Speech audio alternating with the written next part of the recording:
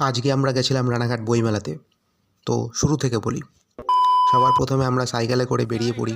তারপর ওখানে গিয়ে দেখি, দেখো সত্যি বলতে আজকালকার জেনারেশান বইয়ের গুরুত্ব দিতে জানলো না। তারা শুধু জানে Facebook, Instagram, shorts, reels, PUBG. তারা পড়াশোনার মর্মটা ঠিক বুঝলো না। তাই আমি চলে গেছিলাম দোলনা চড়তে।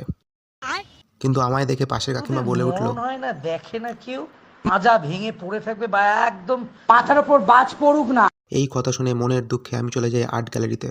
সেখানে খুব সুন্দর সুন্দর ছবি দেখি। তারপরই হঠাৎ এক অদ্ভুত দৃশ্য আমার চোখে পড়ে। लेकिन ये साला कर क्या रहा है यहाँ पे? ये फंस गया सीएम।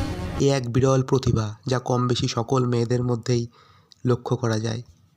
কিন্তু আমি থাকতে এই ভুল আমি হতে দেবো না। তাই টিকটক স্টাইলে তুড়ি মেরে ওখান থেকে এখানে নিয়ে চলে আসি।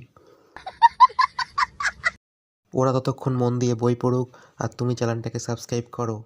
বাই।